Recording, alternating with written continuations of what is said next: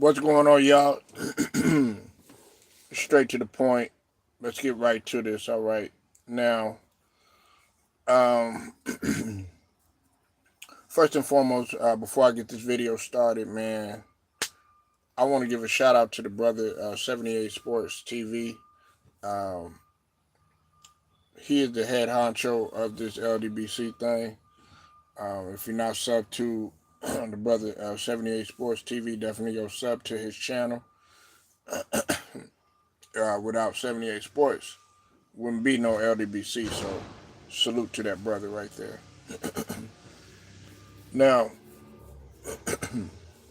the reason why I'm talking about this topic is because uh, 78 Sports had touched on this topic in his video. Great video, by the way. And he was talking about Shaq referencing um, to Wemby, both Wemby and Giannis Antetokounmpo. He would destroy, of course, Shaq. They were, picking on Shaq, and they were basically saying that, Shaq didn't have any defense, and he wouldn't have been able to uh, guard Wemby, and he would. He said something about eating. He eats fries and burgers or something like that, but basically saying that he would have Wemby, guys like Wemby and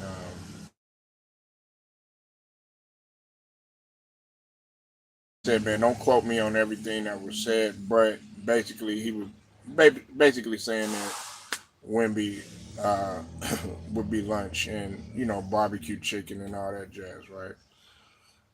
Um, I'm gonna take a different position on this. Some people might not agree.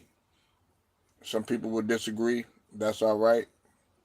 And some people may feel where I'm coming from. Okay, I'm able to talk about this particular subject because I was blessed to see both of these guys play. Now, I'm not really going to include Giannis in this, even though I'm a huge Giannis fan. I think I want to focus more on Wemby because Shaq Shaq has been known to be real critical of various big men that come in to the NBA, particularly the young ones. Now, Shaq has been known to pick on big men too. Okay, for a long time he was picking on Dwight Howard. Now it's crazy, which is crazy too, because Dwight Howard ultimately had Shaq stand with him. Being the Hall of Fame. For the Hall of Fame enshrinement and whatnot. And Shaq will always get on there and say, "Hey, I need you to play stronger." When the Lakers played, when DeAndre Aiden had played, right? He was like, DeAndre, you got to do better than that and everything like that. Which you got to admire Shaq doing that and everything. You know what I'm saying? But at the same time, there's a lot of different things that I disagree with Shaq about. We never dive into how Hakeem really cooked Shaq in that 1995 finals. Okay, now everybody's saying how Victor Wembanyama he's too light, he's too frail, and all this other stuff, and He would get cooked by Shaq and straight up dominated, and he's too thin and stuff like that. I have a different theory on that because Victor Wembanyama is able to do things that Shaq really wasn't. Now, I'm using the 1995 Shaq because although Shaq wasn't Lakers Shaq or any of that, and he wasn't, like the three-time Finals MVP or anything, Shaq was still at that time. He was athletic. Okay, Shaq, he would dribble a little bit. He had been known to take the ball coast to coast from time to time and take it all the way to the cup. Shaq, he had some, quite quite a few moves in which you had to utilize the footwork. But the main basis about Shaq was his dominance and his power and stuff. Okay, which is all great. However, what separated what separated Hakeem from a guy like Shaq, okay, was that Hakeem could do so much more and be way more damaging in a multitude of ways.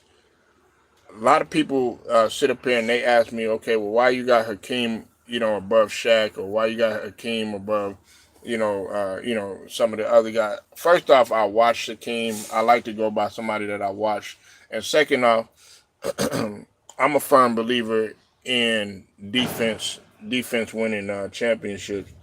And although I didn't watch Wilt, coming up, that's not somebody that I grew up with, and that's why I don't I don't put Wilt above Hakeem.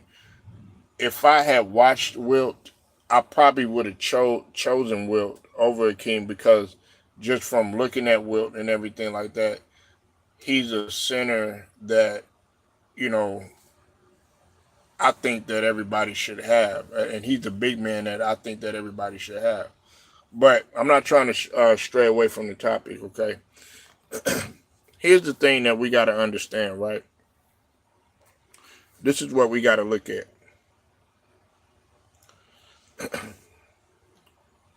Wemby is able to move around the perimeter. Okay, now we're talking about a different generation. Back then, the big man was taught to, be at the block, call for the ball, make your move that you're gonna make back to the basket, sort of thing. However, what's unique about Wemby is that he's starting to add that in his arsenal, where he has the back to the basket and everything. Now, you got to understand that Wemby is a face-up type of player. He plays out on the perimeter, but Wemby is still able to be a defensive force down low. He can get you blocks. Let's not forget, Wemby had a 40, 20, and 10 game, if I'm not mistaken, in which he had 40 points, 20 rebounds, and 10, 10 blocks. You understand what I mean? So, to me, I think that Wemby would absolutely give Shaq problems, sort of like what Hakeem did. Because if you go back to that 1995 NBA Finals, people forget and they don't want to talk about this. For as dominant as Shaq was, for as good as they said that the Magic were, they ran into a team and answer for Hakeem. And although Shaq, he put up some numbers, he still got he still got cooked.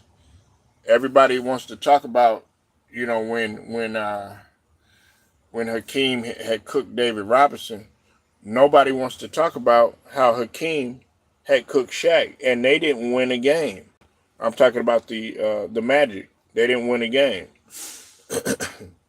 Okay, so yes, I do believe that Victor Wembanyama would give problems to Shaq both on both sides of the ball. Defensively, he would lock up with Shaq. Now, the only thing about it is Victor Wembanyama has not. We haven't even seen Victor. What's scary is we haven't seen Victor Wembanyama's best basketball yet. I'm not gonna get. I'm not one of these guys to be a prisoner of the moment, but he's already starting to add stuff to his arsenal. I think that if we go back and we go back in time and we look at big man over time, right? You look at big man over time. You look at Will. You look at uh, Kareem Abdul-Jabbar, right? They would give problems to Shaq because they were finesse. Wilt was a guy just from looking at him and what he's been known to do. Wilt was a guy that could get the ball, handle the ball, take it coast to coast, doing pretty much what Shaq was able to do. Wilt was fast. He was a track runner, and on top of that, Wilt was athletic too. So you weren't going to just throw up anything and not expect for Wilt to be that rim protector. And then of course back then they weren't they weren't counting blocks and everything. But the thing about it is, Victor Wembanyama is going to give problems to Shaq. Another person that gave problems to Shaq that a lot of people don't really like to talk about was Yao Ming. Now, Yao Ming, for his short career, short period of time that he played, you got to understand something. Did Yao Ming start off a little bit slow? Yes.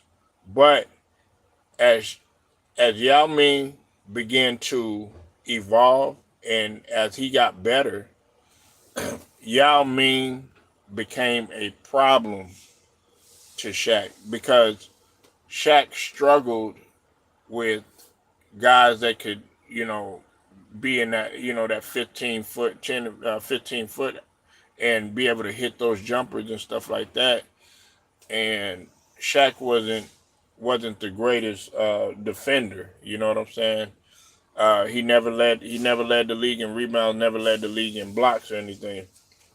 But when he did play in the finals, believe it or not, he had actually he on I say 3 out of the 4 games, he actually had more blocks than Hakeem. Okay, because just to put some statistics by it, right? Okay, in game one, right? Hakeem Olajuwon, he had 30, 31, 16, and 4 blocks. Okay, Shaq had 26, 16, and 3 blocks. Okay, that's game one. Game two, all right, Hakeem had 34, 11, and 4 blocks. Shaq, not bad at all. He had 33, 12, but he didn't have any blocks.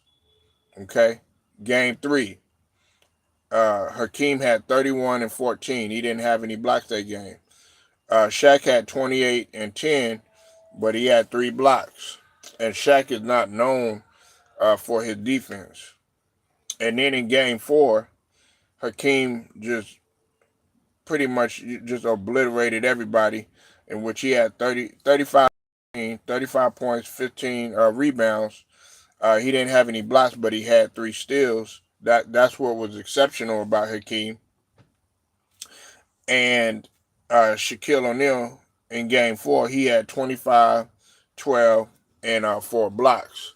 But in the end, it was the Rockets that were able to eventually sweep the young and inexperienced Magic. you know, um, like I said, man, I'm not a prisoner of the moment. Yes, have I been rooting for a guy like Wemby? Yes, I have. But that's not the reason why I feel that Wemby would give Shaq problems. The reason why I feel that Wemby would give Shaq problems is because just from looking at Wemby, he can do so much more. And on top of that, the fact that he's able to shoot from the outside. Now, let's place Wemby back way back when. Let's place him in the 90s or something like that. I think that Wemby would be kind of like that Kareem Abdul-Jabbar type, kind of like that Ralph Sampson type, kind of like that Hakeem type. Very finesse, very skilled, um, but still can bring a little bit of aggressiveness at times and ferociousness at times. You've seen that from Kareem Abdul-Jabbar. He was mainly finesse and everything, but Kareem could play defense. Kareem could get you blocks. Kareem could get you rebounds. And I don't think a lot of people look at that. They look at Shaq like, oh, Shaq, he just dominated everybody. He didn't have any problems and all that. And that's not necessarily true. And then also, you gotta look at it like this too. This is what I look at it like this. I look at the situation too. At um, a lot of people don't understand that you got to be in good shape throughout the duration of the season. As Shaq got older, you saw it later on with the Lakers, man. He had to play his way into shape, man. He had to play his way into shape. And Victor Wembanyama is always coming in ready to go. You know what I'm saying? You never have to be worried about Victor Wembanyama missing a whole bunch of games. I mean, he missed a bulk of games last year because of the blood clot situation. But before that, especially in his first season or whatnot, Victor Wembanyama was always good to be there for the majority of the games.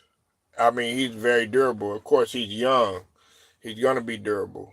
Shaq, in the beginning of his career, you gotta give him this. He was more durable, but as time went on, he would come in, out of shape. You never had to worry about that with Wemby. And I think that that's what will separate Wemby from Shaq. Another thing is, I think that the way that Wemby plays, he's gonna play longer than Shaq. Now, is this era physical as it was back then? No, it ain't. And Shaq was getting. I'm not making no excuses for Shaq, but Shaq was getting. He was getting. He was getting tortured by a lot of guys, and that's why they came with the hacker Shaq and everything. And even Shaq, he got. He had voiced his frustration several times.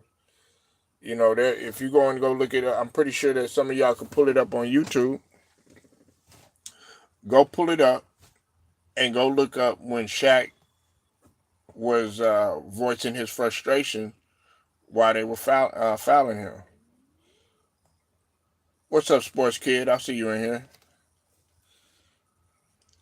But ultimately, Victor Wembanyama would go ahead and he would give Shaq problems. Now, am I saying that he would dominate him and Shaq wouldn't do anything? No, that's not what I'm saying. And I don't want people to take what I'm saying out of context. That's not what I'm here to do. Because we could say what we want. Shaq was a great player. Now, is he my starting center? No, he is not. Okay, and I have my reasons for that. You know what I'm saying? I have my reasons. Some people might get mad about that. Oh well, it's my opinion. You know, it's my opinion. But to me, Wemby would have Wemby would have the edge over Shaq. Hold on. Sorry about that, y'all. Wemby would have the edge over Shaq, and not only offensively, but as well as defensively too. Okay. Um, and on top of that, you got to think about it like this too. To me, I like a center that can be agile and run. I'm not saying he's the fastest guy on the floor, but he could be just as fast as some of the guards that are out there too. The thing about Wemby, he doesn't just camp out or he doesn't wait for everybody. He doesn't block a shot and then okay, wait for everybody to run. No, he's blocking the shot and then he's running with you. You know what I'm saying? He's not always going to be the trailer. Sometimes he's going to be up there on the three on two break. You know what I'm saying? And we're talking about a guy that's now some people are saying he's 7'7". Wemby is probably about 7'4". He's 7'5". He probably grown like maybe an inch. I'm not like I said. I'm not gonna go as far and say that he's 7'7" or any of that shit. You know what I'm saying? No, he ain't George Mirasan or none of that. But is he long? Yes. Is it gonna be difficult to get by him? Yes. He would give Shaq all types of problems. I'm sorry, especially on offense. And once Victor Wembanyama starts to get real, like you see the maturation process in his game, you're gonna understand, you know, why I said what I said. Guys like myself and others that may feel that Wemby has so many moves. I mean, you're not talking about a guy that just he stays in one spot and he does the same old move all the time. No, you've seen Wemby do a little baby hook. You've seen Wemby do runners. You've seen Wemby do head fake, spin around, little fadeaway. You know what I'm saying? You've seen him using the rim as a shield. You've seen Wemby. He can move without the ball. Right now, I think he could be better with the screen setting. I think that's probably what I see right there. But he's still able to do that. He can pick and roll, or he can pick and pop. Shaq couldn't really pick and pop. Wemby can pick and pop from the free throw line extended, and also at the mid range. And like I said, we're talking about two different eras. Now, were there guys that could do that? Back then, yes. You had some guys that were skilled enough to step out, hit that hit that three. Like a lot of people don't talk about Bill Laimbeer. Bill Laimbeer was he was a stretch five. You might not like the way that he played, but Bill Laimbeer could step out and hit the three. Now, was he as I would say skilled as Victor Wembanyama? No, he was not. Did he have like one-on-one moves and all that other stuff? No.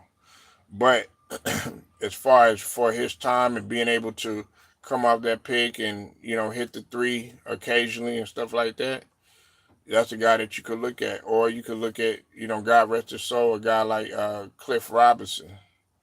You know, um, Sam Perkins.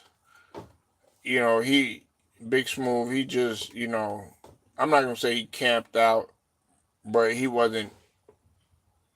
He didn't have a lot in his arsenal as he got older, like a Wemby or anything like that. A young Sam Perkins, he could do what he do, but that's a young Sam Perkins. You know what I'm saying? When he was at UNC, and then he came in with the Mavericks and all that stuff. But like I said, man, um, I think Wemby would absolutely give Shaq problems.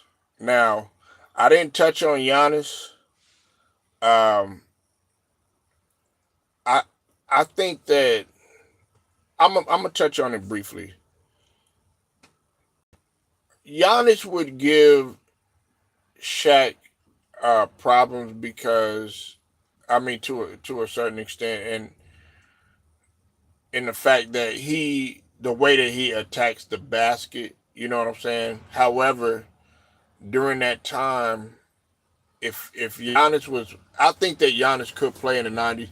It's just that, or in the '80s, whatever you want to call it. I like to do the '80s, but if you're gonna if you're gonna take it back during that time, Giannis would like the physicality. However, his career would probably be a little short because of the style that he plays. He plays so physical. Um, is Shaq gonna beat up a guy like Giannis? No, because he likes physicality. You know what I'm saying? There's just some guys that like physicality. They like the physical nature. They're not all finesse. You know what I'm saying? Um, but I think that Giannis would give Shaq problems too as well because you know Giannis is a great defender too, and I think people forget that Giannis is 6'10" and so, 6'11" around there. He's just as big. Maybe not. He's just as tall. He's not as big as Shaq and broad as Shaq. You know what I'm saying? Two different body types or whatever.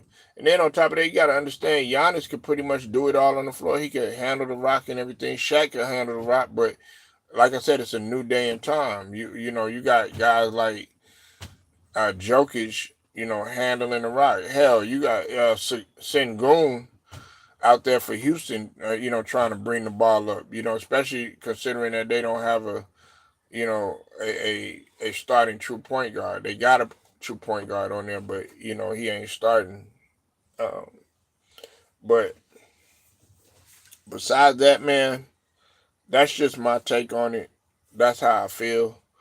I feel like Wemby would ultimately give Shaq problems. Now, I think that in the end, though, if okay, let's say Wemby was coming in and he played the style that he played, and he's young, but Shaq is a little bit bigger. He's been in the league for quite some time. Okay, you can expect Shaq to, dominate Wemby or something like that. It'd be the same thing like what Joel Embiid did to Victor Wembanyama. But now that Victor Wembanyama has gained understanding of the game, he's been out there working out. He's been working with guys such as Hakeem and KG. As he evolves, then um, you'll see a clear shift, and I think that that's what ultimately is going to take place. And Victor Wembanyama would eventually be able to problems, man. So, y'all let me know what you think. Leave your comments. Make sure you like the video, share it, subscribe, hit them notifications. Straight to the point, sports and entertainment. Shouts out to the whole entire LDBC. I'm out.